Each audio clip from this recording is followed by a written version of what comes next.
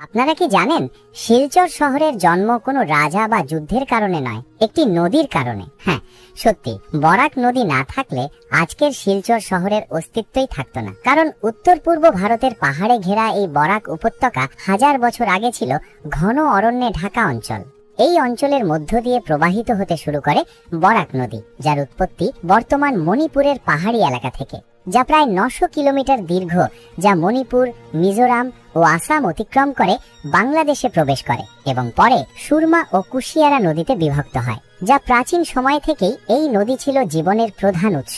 তবে আজ থেকে শত শত বছর আগে এখানে কোনো রাস্তা অথবা রেল লাইন ছিল না। মানুষ চলাচল করত এই নদী পথে। ব্যবসা, যাতায়াত, খাদ্য সংগ্রহ সবকিছু নির্ভর করত এই বরাক নদীর ওপর, যার পর নদীর পাথুরে তীর ও বালুচরের পাশে ধীরে ধীরে গড়ে ওঠে বসতি।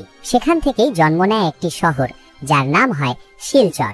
শিল অর্থ পাথর আর চর অর্থ নদীর তীর বা বালুচর। আজকের কাছাড়, শ্রীভূমি ও হাইলাকান্দি জেলা নিয়ে যে বরাক ভ্যালি, তার সম্পূর্ণ ভূগোল তৈরি হয়েছে এই নদীকে কেন্দ্র করে। ইতিহাসবিদদের মতে বরাক নদী শুধু জলধারা নয়, এটাই ছিল এই অঞ্চলের সভ্যতার প্রাণরেখা।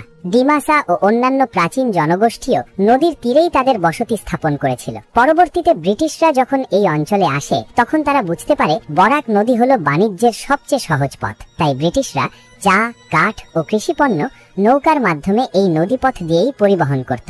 এই কারণেই শিলচর ধীরে ধীরে প্রশাসনিক ও বাণিজ্যিক শহরে পরিণত হয়। বরাক নদী এই উপত্যকাকে জীবন দিয়েছে, আবার বন্যার মাধ্যমে বহুবার শহরের রূপও বদলে দিয়েছে। তবে আজও এই নদী নির্ধারণ করে বরাক উপত্যকার মানুষের জীবনযাত্রা। তাই বলা হয় বরাক শুধু একটি নদী নয়, এটাই শিলচরের ইতিহাস, সংস্কৃতি এবং অস্তিত্বের মূল ভিত্তি। শিলচরের আরও অজানা ইতিহাস জানতে আমাদের পেজ ফলো করুন এবং ভিডিওটি শেয়ার করে ইতিহাস পৌঁছে দিন সবার কাছে।